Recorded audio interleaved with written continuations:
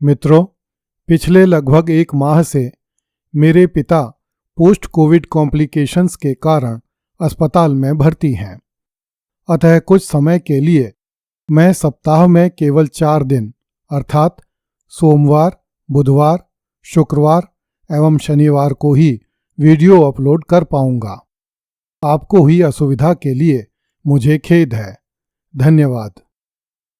पिछली कड़ी में हमने चर्चा की थी कि जब अकबर ने इस्लाम की व्याख्या करने के विषय में स्वयं को समस्त उलेमाओं से ऊपर घोषित कर दिया तो सल्तनत के बहुत से मुल्ला, मौलवी एवं उलेमा अकबर से नाराज हो गए तथा अकबर का विरोध करने लगे।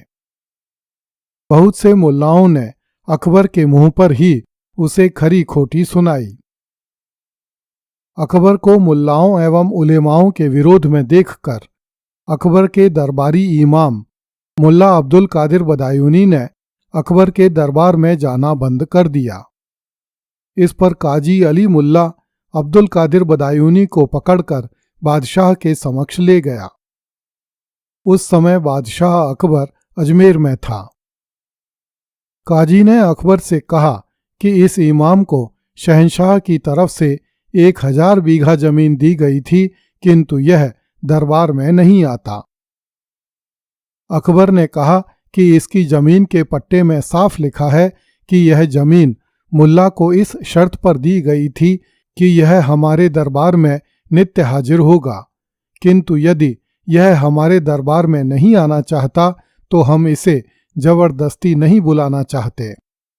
अतः इससे जमीन वापस ली जानी चाहिए, किंतु यह बाल बच्चे वाला है, इसलिए इससे आधी जमीन वापस ले ली जाए तथा 800 बीघा जमीन इसके पास छोड़ दी जाए। हालांकि आधी जमीन का अर्थ 500 बीघा होता है, किंतु अकबर ने मुल्ला पर दया करके उससे केवल 200 बीघा जमीन ही वापस लेने के आदेश दिए।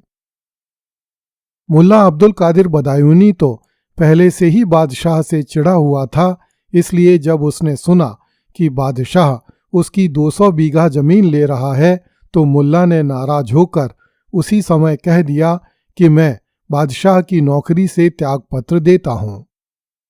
अकबर ने भी मुल्ला से नाराज होकर दूसरी तरफ मुंह फेर लिया। इस पर वहां मौजूद मुल्ला के हिमायतियों ने मुल्ला से कहा कि बादशाह की नौकरी छोड़ना ठीक नहीं है। इस पर मुल्ला ने फिर से बादशाह की नौकरी करना स्वीकार कर लिया। अकबर अनुभव कर रहा था कि लगभग पूरे देश में मुल्ला, मौलवी, काजी और उलेमा अकबर का विरोध कर रहे हैं। उन्हें भय था कि शहंशाह के इस कदम से कि वही इस्लाम की व्याख्या का अंतिम अधिकारी है, मुल्लाओं और उलेमाओं ने अब तक जनता में जो धाक और महत्ता जमा रखी है वह धूमिल पड़ जाएगी। मुल्ला और उलेमा इस बात का भी घनघोर विरोध कर रहे थे कि शहंशाह धरती पर अल्लाह का दूत है। मुल्लाओं और उलेमाओं की दृष्टि में केवल पैगंबर ही अल्लाह के दूत होते हैं। किसी शहंशाह को यह अधिकार नहीं है कि वह स्वयं को अल्लाह का दूत या पैगंबर घोषित करे। इसलिए मुल्ला लोग अकबर को ठीक उसी प्रकार नास्तिक ठहरा रहे थे जिस प्रकार जेजुइट पादरी अपनी पुस्तकों में अकबर पर नास्तिक होने का आरोप लगा रहे थे। उधर अकबर भी अपने द्वारा आगे बढ़ाए गए कदम को पीछे नहीं खींचना चाहता था और मुल्लाओं को बलपूर्वक दबाकर अपनी सत्ता की सर्वोच्चता को सिद्ध करना चाहता था। इस कारण दोनों पक्षों में जोरदार ठन गई। अकबर ने मुल्लाओं और उलेमाओं को उनके स्थानों से दूर दूर तबादले करने का निश्चय किया ताकि उनकी गुटबंदी बिखर जाए। मुल्ला अब्दुल कादिर बदायूनी ने अपनी पुस्तक मुंतखब उत तवारीख में लिखा है कि बादशाह ने दिल्ली के काजी अली कुजात मुल्ला मोहम्मद यज़दी को दिल्ली से हटाकर जौनपुर का काजी उल कुजात नियुक्त कर दिया तथा अकबर ने दिल्ली के निकट स्थित उसकी जागीरें जब्त कर लीं। इस पर मुल्ला मोहम्मद यज़दी ने जौनपुर पहुंचकर अकबर के खिलाफ फतवा जारी किया तथा अपनी पुरानी जमीनों पर अपना अधिकार घोषित कर दिया। मुल्ला बदायूनी लिखता है कि जौनपुर के काजी द्वारा शहंशाह के विरुद्ध फतवा जारी होते ही मोहम्मद मासूम काबली, मोहम्मद मासूम खां फरखुंदी, मीर मुइजुल मुल्क, नयाबत खां, अरब बहादुर आदि मुल्लाओं एवं इमामों ने अकबर के विरुद्ध तलवारें खींच ली। बहुत से स्थानों पर गंभीर झड़पें हुईं।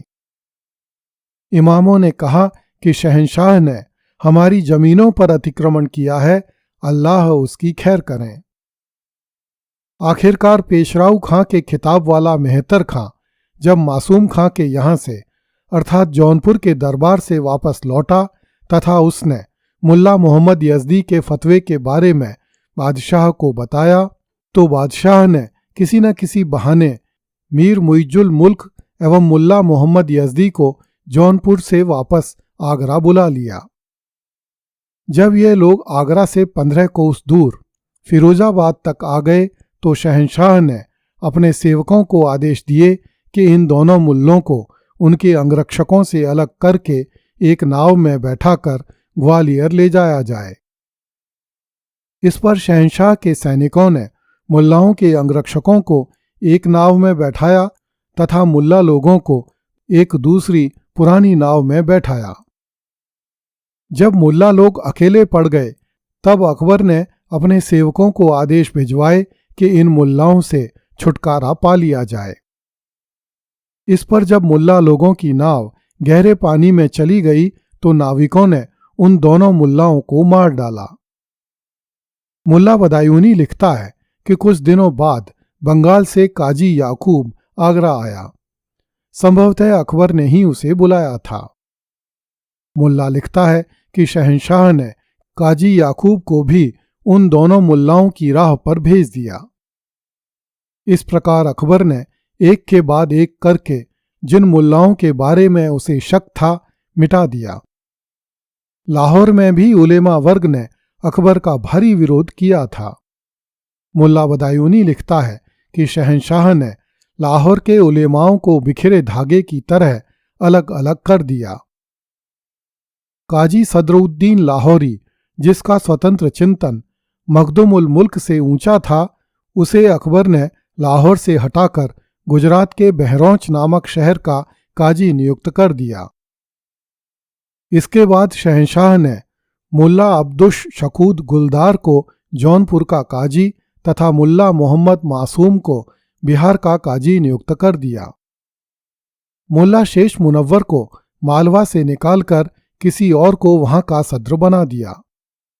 शेख मुइन को अधिक उम्र होने के कारण लाहौर में ही रहने दिया गया।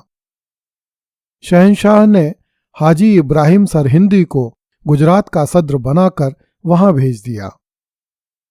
मुल्ला बदायूनी लिखता है कि इस प्रकार प्रत्येक मुल्ला को उसके इच्छित पद पर पदोन्नति मिली, किंतु उसके घर से दूर। मुल्लाओं ने अकबर का विरोध करने की चेष्टा की, किंतु उनकी आवाज नक्कार खाने में तूती की आवाज साबित हुई। अकबर जैसे शक्तिशाली बादशाह से टकराना तथा उससे जीत पाना इन निहत्थे मुल्लाओं, मौलवियों एवं उलेमाओं के वश की बात नहीं थी। कुछ ही दिनों में चारों तरफ से मच रहा शोर थम गया और अकबर अपने उस लक्ष्य की ओर आगे बढ़ गया जो उसने अपनी सल्तनत के मजहब के बारे में सोच रखा था। अकबर के इस लक्ष्य के बारे में हम आने वाली कड़ियों में उचित समय पर चर्चा करेंगे। अकबर के मित्र अबुल फजल ने मुल्लाओं के इस विरोध तथा अकबर द्वारा की गई दमनात्मक कार्यवाहियों की अपनी पुस्तक में चर्चा नहीं की है। अगली कड़ी में देखिए, अकबर ने कहा कि 25 बच्चे वाली औरत का पति पुरुषार्थी है।